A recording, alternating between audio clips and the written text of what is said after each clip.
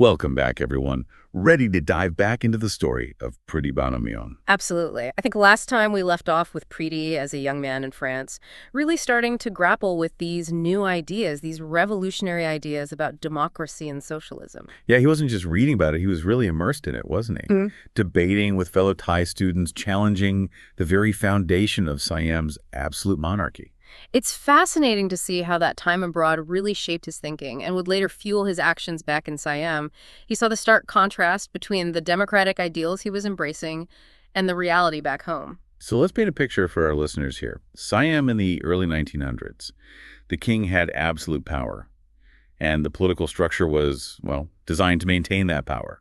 Pridi himself in 1931, he wrote about how this power was structured, the Supreme Council of State, the Council of Ministers, the Committee of the Privy Council. It was a very top-down system, wasn't it? Like a pyramid. Yeah. The king at the apex. And these councils, yeah, they were supposed to advise him, but ultimately the king had the final say on everything.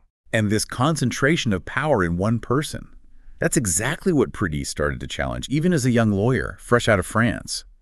It's striking when you read his words from that time. In 1932, he wrote, "The supreme power in the country belongs to the people." Wow. In a society where the king's authority was, well, it was considered absolute. It's a pretty bold statement, isn't it? It almost feels like a direct challenge to the entire system. It really does. And it's crucial to remember the context here. Siam wasn't just facing political stagnation. There were growing economic concerns. Pridi was deeply affected by the struggles of Thai farmers. He saw firsthand how they were burdened by debt, exploited by landlords. So you've got this really volatile mix brewing. You have this young, ambitious lawyer armed with these radical ideas about democracy, and then you have this rigid, absolute monarchy that, well, it seems increasingly out of touch with the people's needs.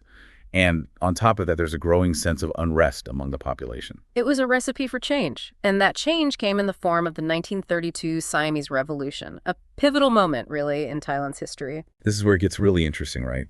Because Pridi didn't just talk about change. He actively worked to bring it about. By 1927, he and a group of like-minded individuals, a mix of military officers and civilians, they formed the People's Party. It's amazing to think about that first meeting, the energy in that room, right? United by this incredibly audacious goal to transform Siam from an absolute monarchy into a constitutional monarchy, to shift power from the king to the people. It's a radical idea for the time, isn't it? Absolutely. And it wasn't just about changing structures. Pridi, he was deeply influenced by historical revolutions, especially the French Revolution. He saw these parallels in Siam's situation. It's like he believed societies evolve through these moments of upheaval, these kind of tumultuous periods. Exactly. And what's so fascinating is how he used history, not just to understand the present, but to shape the future. He saw Siam needing to adapt, just like Europe had, to the changing times, the economic realities. And he wasn't shy about expressing these views. He wrote articles, gave lectures, even used a play to kind of subtly, criticize the monarchy.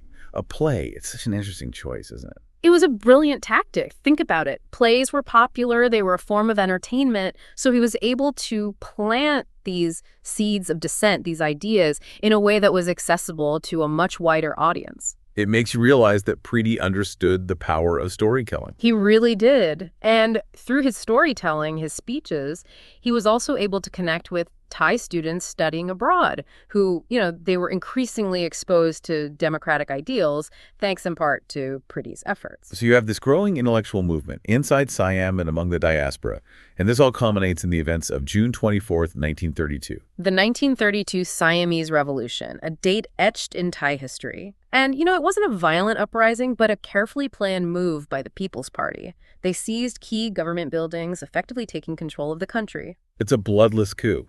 I mean, talk about a bold move, right? It really was. And Pridi was at the heart of it, drafting the plan, rallying support. Even in the midst of this success, it's interesting to see that Pridi wasn't without his anxieties. There's a letter he wrote to Pasuk on July 3rd. It gives us a little glimpse into his mindset during those tense days. It's fascinating, isn't it? Yeah, it's incredibly revealing. You can sense his anxieties, his hopes, his unwavering commitment to this cause. He knew the risks he was taking, but he believed so deeply in the need for change. And that conviction really shines through in the document that probably had the most immediate impact, the Provisional Constitution of the Kingdom of Siam. It's remarkable. A successful coup, and then suddenly Pridi is tasked with essentially rewriting the rules of government. It was a complete overhaul of the system. The Provisional Constitution established a constitutional monarchy, significantly reducing the king's power, introducing a representative assembly. Siam was taking its first steps towards democracy. It's fascinating to contrast the king's limited role in drafting this constitution with the public perception of his involvement.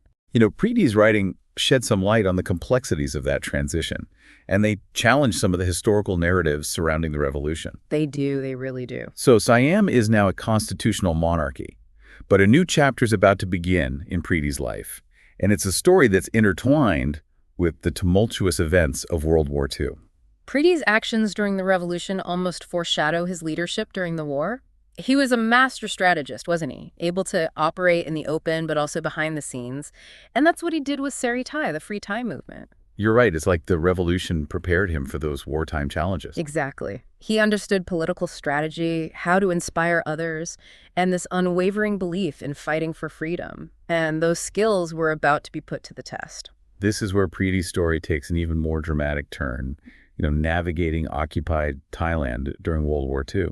His role in Seri Thai, it's truly remarkable.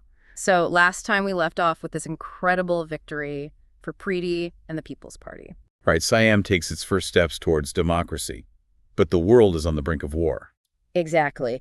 And that's where Pridi's story and the story of Thailand takes an even more dramatic turn.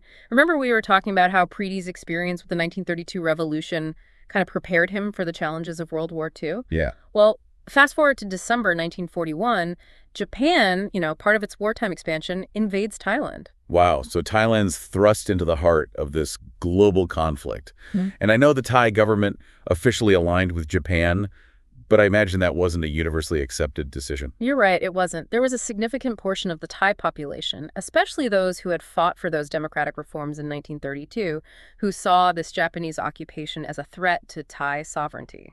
And this is where Pridi, the master strategist, steps back into the spotlight. Tell me about Seri Thai, the Free Thai movement. Seri Thai.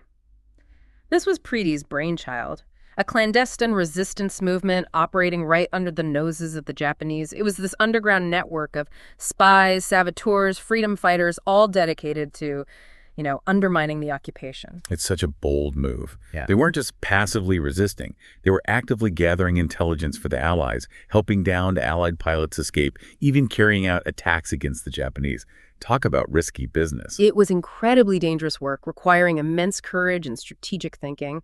But Pridi wasn't just leading from afar, He was deeply involved in Seri Thai's operations, navigating this complex web of political allegiances, international intrigue. It's fascinating to me how Seri Thai wasn't just a movement for the elite or the military, but Pridi was able to rally people from all walks of life to this cause. Absolutely. That's one of the hallmarks of Pridi's leadership, His ability to connect with people from different backgrounds, inspire them to fight for a common goal. Seri Thai brought together students, intellectuals, government officials, ordinary citizens, all united in their desire to see Thailand free from Japanese control. It just goes to show you that this fight for freedom often transcends those social and political divisions. It's about this fundamental belief in self-determination and the right to chart your own course. Exactly. He was able to articulate a vision for a free and independent Thailand that resonated with people from all walks of life. And by doing so, he not only helped undermine the Japanese occupation, but also laid the groundwork for Thailand's future, its post-war future. It's amazing to think about the impact of his actions during this period. He's already orchestrated a successful revolution, and now he's leading this resistance movement against a powerful occupying force. It's like something out of a spy thriller. There's a reason Pridi's often called the father of Thai democracy. His fingerprints are all over these pivotal moments in Thailand's modern history. But it's also important to acknowledge that his legacy is, complex and even controversial. Right. We talked about this in our previous deep dive, those accusations of communist sympathies stemming from his wartime collaborations with communist forces in China. Right. It's like his pragmatic approach to resistance during the war came back to haunt him in that politically charged atmosphere of the Cold War. Yeah. A tragic irony, considering his lifelong dedication to democratic ideals. It is. But despite these controversies, you can't deny his contributions to Thailand's development. So we've seen Pridi as a student, a master strategist, and a leader who can inspire people from all walks of life. But as World War II comes to an end, a new chapter begins for both Pridi and for Thailand.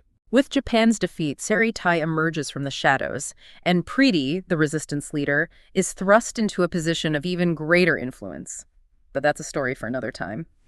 So we left off with the end of World War II, Pridi, the architect of the Free Thai movement, about to step onto a much bigger stage. It's a whole new chapter, really, isn't it? For him and for Thailand. Yeah, I mean, think about it. He had spent years working in secrecy, in the shadows. Right. And then suddenly, with Japan's defeat, he and Thai emerge as these, heroes, symbols of resistance. Wow. Yeah. His political capital at this point, it's immense. It's incredible to think about. From studying revolutionary ideas in France to a resistance leader, and now, well, what happens next for Pridi? How does he navigate this new landscape?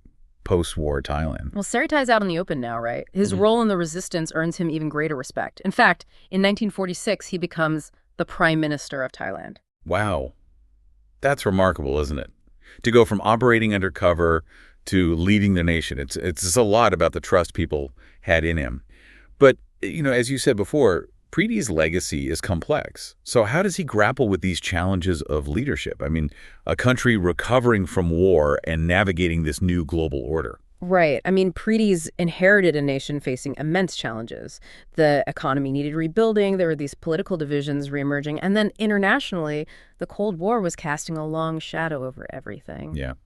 It seems like a recipe for, tension and instability, And sadly, his time as prime minister was relatively short-lived.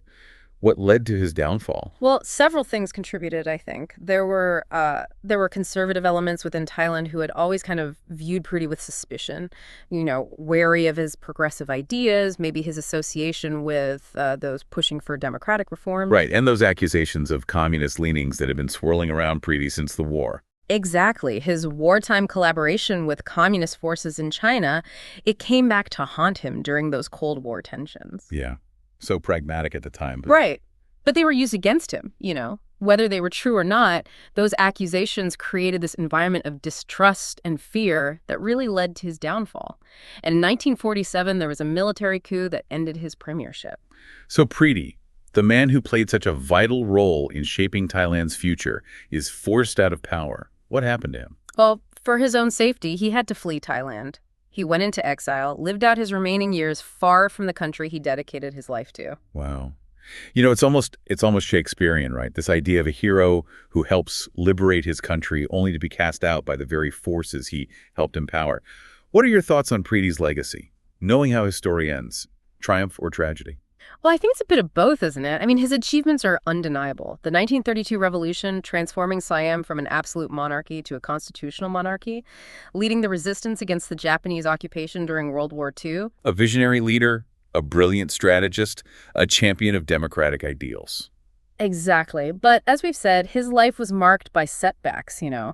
and ultimately exile from his homeland. It makes you wonder, how might Thai history have unfolded differently if he had been able to remain in power and, implement his vision? That's a question that historians continue to debate and, one that our listeners can think about too. What is Pridi Banomyong's lasting legacy? How did his ideas, revolutionary and reformist, how did they shape the Thailand we know today? Excellent questions. Well, thank you for joining us on this deep dive into the life and legacy of Pridi Banomyong. Thank you. We'll be back soon with another deep dive. Until then, keep exploring.